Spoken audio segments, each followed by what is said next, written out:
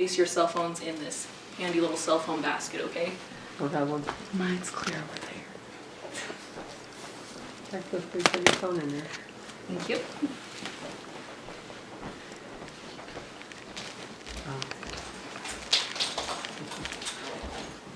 Oh, I do have one. Perfect. Hannah's isn't in there. There you go.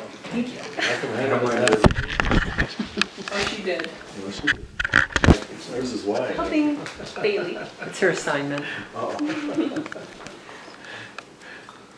All right, on average, a person checks their cell phone every 6 minutes throughout the day and up to 150 times per day, and that's on a Low average. 16-hour day. And like you said, it is kind of a lower average, but I mean, how many of you have checked your phone, forgot what you were checking for, pull it out and have to look at it again? I mean, we've all done that.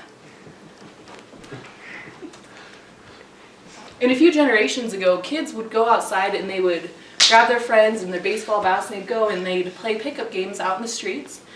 And they'd write letters to each other instead of texting or getting online and sending instant messages or Facebook. And they just hung out with their friends and had a good time. But that was before technology became a larger part of society. Today, however, you rarely go out in public and see people just talking to each other. They're always looking at their phones instead of socializing. I've had a conversation with somebody before who she was just looking at her phone the entire time, and then at the end of the conversation, she had no idea what I'd said. And to me, and probably to everyone that has been in that situation, that tells you that you're not as important to that person as the person they're texting or what they're checking on their phone. And growing technology in itself isn't a problem. The problem is that we are allowing it to take over our life and over our social interaction. These are a few of the major social media sites today, and I know several of you in here have at least one account on every single one of these.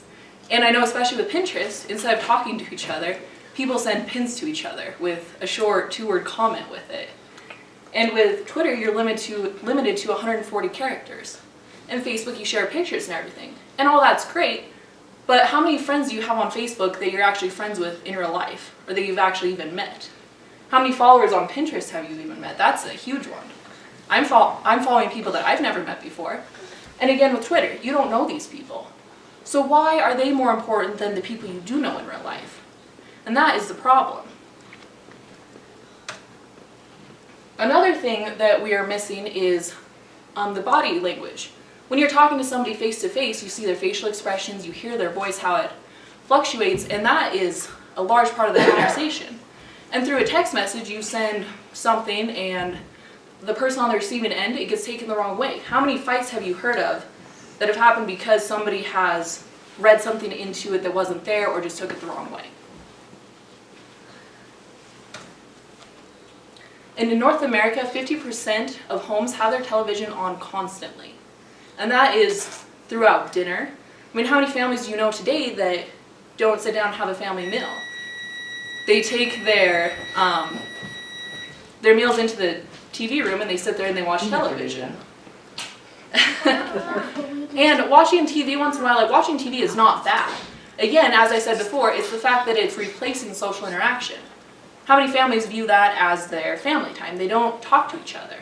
They don't know what's going on in their children's lives. And as the slide states, technology is a distraction from your life. You don't know what's going on if you're constantly staring at a screen or constantly reading text messages. And a lot of text messages aren't important. Do you really need to, while you're driving, do you really need to take that time and read that text? Or when you're talking to somebody, is that text that important to read and ignore the person in front of you?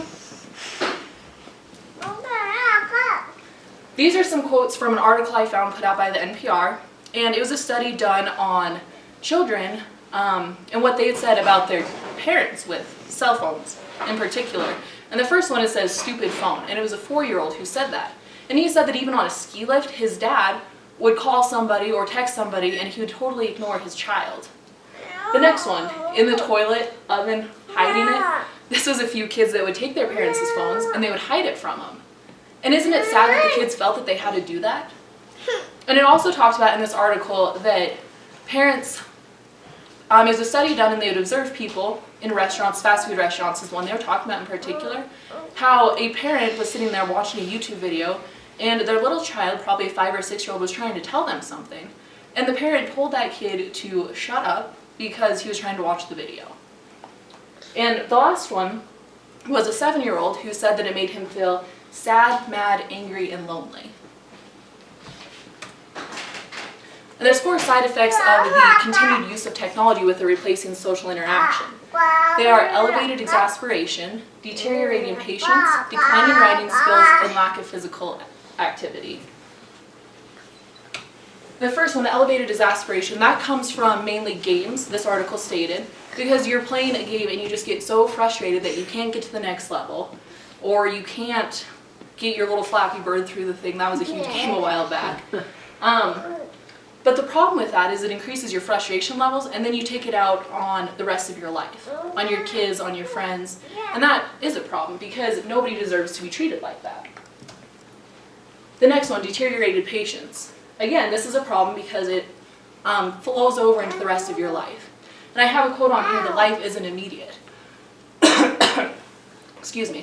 When you go in for a job interview, most of the time you don't walk out of there knowing exactly if you got the job or not. You don't send a letter to somebody and immediately get a reply how it used to be. Now, if a web page doesn't load within 3 seconds, you're sick of waiting and you don't want to see what's on that page anymore. And it's a problem because, as I said, life isn't immediate. You need to be patient and wait for things to happen. The next one, declining writing skills. People text all the time. They're on Facebook, Twitter, all of those things I stated before, and they don't actually write anything. And on all of those things, you have autocorrect. You have programs that guess what words you're trying to say, so you don't even need to type the whole word out because it automatically puts it there for you. And in real life, when you are needing to fill out a job application on the spot, are you going to remember how to spell those words or how to speak grammatically correct? And those are important life skills that are declining because of technology. And the next one is lack of physical activity. As we all know, obesity is a huge problem in the United States. And as I said in the beginning, people would go out and they would play games, or they would go down the street to their neighbor's house, or they would ride their bike to get ice cream or go to the grocery store or something. Now, if you want to see your friends, you shoot them a text. You say, hey, what's going on? You don't actually see them. You don't travel anywhere to see them. And so what should you do about this? Well, you should be an example. There was a great thing that I found, I'm sure you've heard of it, it's going around on Pinterest as well. It was called the SAT game. Because how many of you go out to restaurants and everybody around the table has their cell phone out and they aren't even talking to each other? I mean, we've all had that happen. We've all seen it happen. So what the SAT game is you place your phone in the middle of the table, everyone does it, and whoever gets their phone to begin with has to pay the bill for everyone. And that might be a little extreme, but why not? It's a great incentive. What's the problem with ignoring your phone for the duration of one meal? And now I have a YouTube video I'd like you all to watch.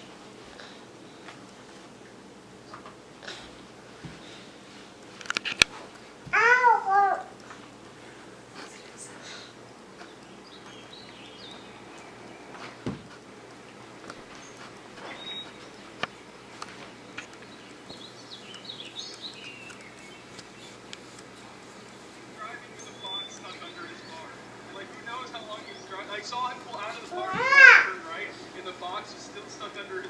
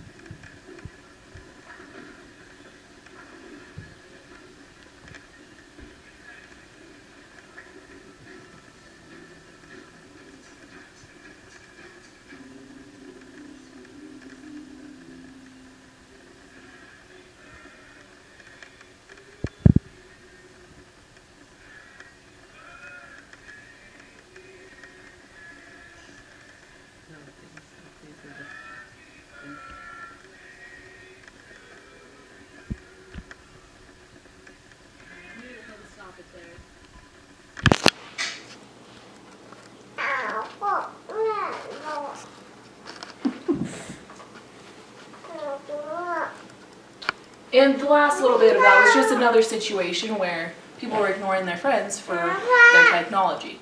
So the bottom line is to just put it down. You don't need to look at your cell phone constantly.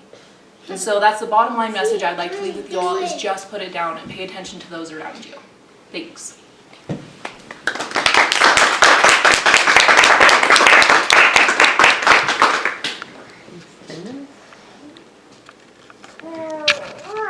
Let's check out the technology. 11. How long were you supposed to take?